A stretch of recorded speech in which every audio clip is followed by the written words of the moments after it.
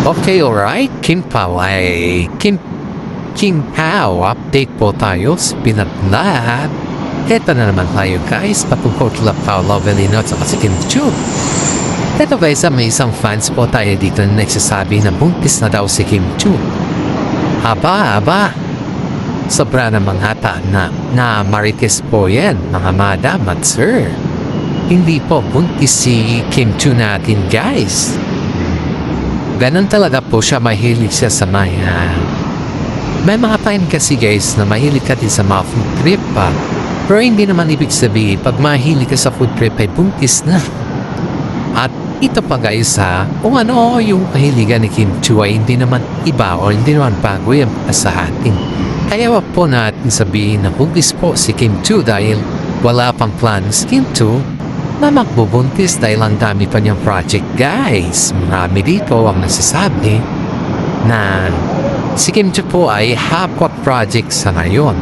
And of course guys, ayon din dito sa kanyang mga management ay talagang hapot project po si Kim Chu sa ngayon. Sabi nga ng karamihan dito guys na parang sila Kim Chu at saka si Paolo Avellino lang daw yung artista na hindi pa nakamit ang tinatawag na Queen and King Love Team. Kailan daw nila ito makakamit guys? Aba, sa voting process naman guys is ang dami naman nilang award na nare-receive. Di lang naman yung sinasabi natin na King and Queen ay hindi pa nila nakamit. Oh guys, totoo yan, hindi pa nila nakamit yun. Pero sa mga award naman na kanilang nare-receive sa yun guys is mas higit pa dun yung award na yun. Ito guys, sa balita dito kay Kim Chu guys, sabi ng isa nilang mga kaibigan guys si Kim Chu daw po ay may ugali siya kaya daw ayaw ng mga ibang kaibigan niya na makisalamuhan sa kanya dahil may attitude daw si Kim Chu. Aba, kung may attitude si Kim Chu di wala na siyang kaibigan. Mga panira kasi mga presasabi ng iba para kay Kim Chu sinisiraan kasi si Kim Chu dahil ang gusto kasi nila mapunta si Kim Chu sa ibang actor, hindi yung kay Paolo Avellino. Pero in fairness naman kay Paolo Avellino kahit anong panira nila kay Kim Chu ay todo bigay, todo suporta at napaka-humble pa rin niya. Maraming mga netizen po ang natutuwa kay Paolo Avellino dahil sa kabila ng mga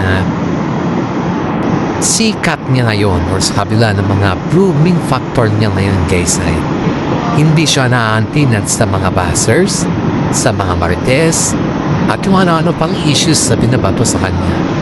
Sabi nga ng mga karamihan dito guys na si Paolo Avellino ay hindi nagsasalita yan sa sokmed. Inaamin niya guys, may interview kasi itong si Paolo Avellino na inaamin niya na special si Kim Chu sa kanya. Pero hindi ibig sabihin niya guys na naghahanap pa rin si Paolo Avellino na isang love team. Kasi sabi dito guys sabi ng isang fans na nag-comment dito sa atin na naghahanap daw si Paolo Avellino na isang biggest and higher rank love team. Kumbaga guys ay yung higher than Kim Chu. Pero wala namang sinasabi si Paolo Avellino na ganyan ang sabi nga niya is very comfortable siya kay Kim Chu at higit sa lahat ni mabid si Kim Chu. Kayang-kaya niyang sabayan si Kim Chu sa lahat ng bagay. Yun po yung sabi ni Paolo Avellino. Hindi po siya naghanap ng high-ranking life. In fairness naman kay Paolo Avellino guys ay pinapakita niya talaga sa atin na hindi siya padapa na tao. Kumbaga guys is kahit anong iba tumungputik sa kanya, hindi kanya papatuhin na parehong putik. Batuhin ka niya na tinapay para sa ganun matuuhan ka ko na yung mga issues na binabato mo sa kanya. Etong si mami ni Paolo Avellino guys, nung nalaman po niya na medyo may tampuhan ng dalawa ay agad po niyang tinek si Paolo Avellino dahil hindi niya kayang kumbaga guys, hindi niya kayang magkaroon ng tampuhan ng dalawa. Kasi sanay naman yung mami ni Paolo Avellino na walang tampuhan na nagaganap sa dalawa at yung happy lang ba? Yung walang awayan, walang tampuhan, yung okay lamang lahat ng daluyan. Yan po yung mami ni Paolo Avellino guys. Ganun po siya ka-impress sa Kim Pao. Kaya pa may mga issues na hindi kayang resolbahin ng dalawa dahil sa mga marites na sumusubaybay sa kanila guys ay siya na po yung kusang nagtatanong sa dalawa dahil siyempre mismong nanay may magtanong sa iyo Norman, sabi ka ng ako. Yun pa nga yung sabi ni Mami ni Paolo Avellino na hinihingi na po yung kamay ni Kim Chiu sa kanya mga pamilya. Yan daw yung pinag-usapan nila last week guys na nagkaroon ng banding ng both side dahil yung mami ni Paolo Avellino guys ay hindi na makapagkintay. Kumbaga is very excited na siya sa long table na talaga at iniingi na talaga yung kamay ni Kim Chiu sa kanya mga pamilya. Ito rin yung nasagap natin na balita guys sabi daw ng pamilya ni Paolo Avellino sa pamilya ni Kim Chiu guys ay kailan maging handa si Kim Chiu para sa ganon alam nila yung kanilang gawin. Hindi yung bigla-biglaan. Maraming mga fans po ang nantinag sa ugali ng mami ni Paolo Avellino dahil siya po yung nag-i-effort or nagpursige sa mga bagay-bagay na privacy nila Paolo Avellino. Even though mami Mian guys, tignan mo naman yung effort niya talagang ipinakita talaga ni mami ni Paolo Avellino na hindi hadlang ang pagiging isang mami niya or hindi hadlang pagiging isang artista nila sa mga bagay-bagay na pagdating sa kanila mga future.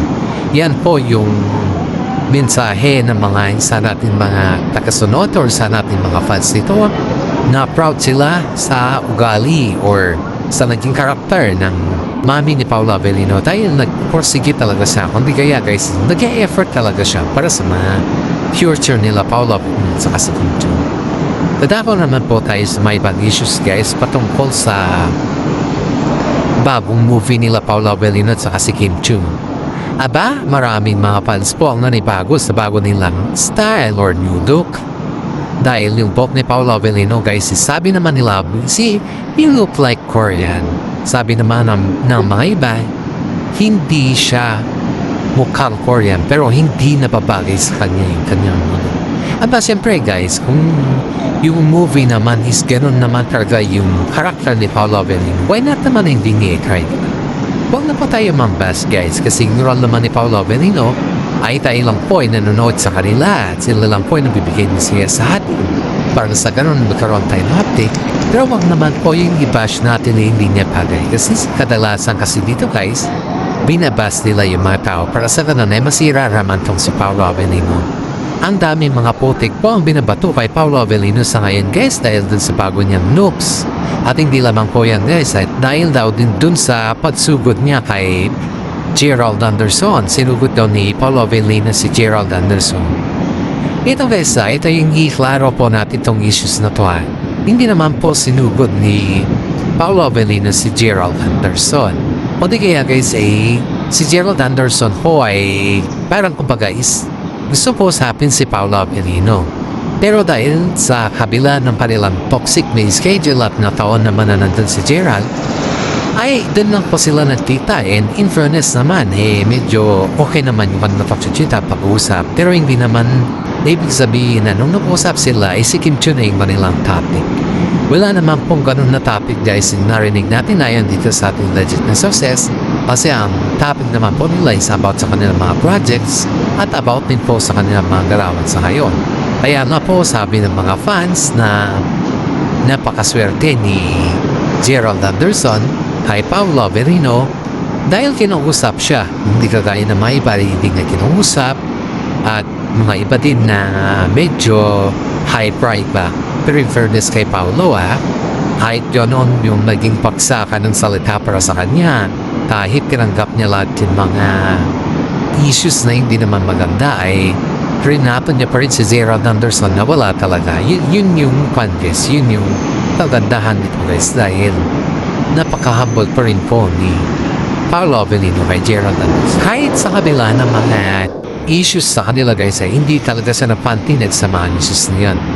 Ito naman guys, dako naman po tayo sa mga ibang issues kung saan po ay si Kim Chiu po ay may peace offering kay Paolo Avellino at yun po isang sapatos at isang bike po guys. Tanong ng mga netizen, kung iyan na ba yung peace offering ni Kim Chiu kay Paolo Avellino dahil nagkaroon kasi ng kapwa ng dalawa dahil iniwanan ni Kim Chiu si Paolo Avellino sa stage or sa set. Yan po yung pinagtataka ng karamihan bakit nagkaroon ng bagong bike si Paolo. Hindi naman mahilig naman si Paolo sa bike pero may bike naman na siya. Pero yung sabi ng ating mga kaibigan dito guys na peace offering daw ito ni Kim Chiu para kay Paolo Avellino guys. Ito guys, naman karamihan na spotted kasi po si Paolo Avellino guys na nakatanggap ng malaking regalo at yun ay napansin ng mga netizen dahil siya po ay nagpabike, iba na yung kanyang bike. Habang nag-exercise si Paolo Avellino, nakita nila na iba na yung kanyang ginagamit na bike. Pero in fairness ang daming nagtatara kung bakit iba na yung ginagamit ni Paolo Avellino na bike. Aba, bakit ka pa magtaka kung gano'n naman talaga yung proseso dito? Hindi na kailangan magtaka kung sakaling yun naman tagang gusto ng mga fans, ibigay mo na, diba? Para naman yan kay Paolo, hindi naman para sa atin yan. Marami mga netizen po ang nagsasabi na napakaswerte ni Paolo Avellino kay Kim Chiu dahil binigay lahat ni Kim Chiu kay Paolo Avellino ang lahat-lahat. At yan naman din po si Paolo Avellino guys, binigay din niya po ang lahat para kay Kim Chiu para sa ganun is patas lang po yung usapan. Patas lang po yung pakiramdam ng mga ibang tao sa kanila.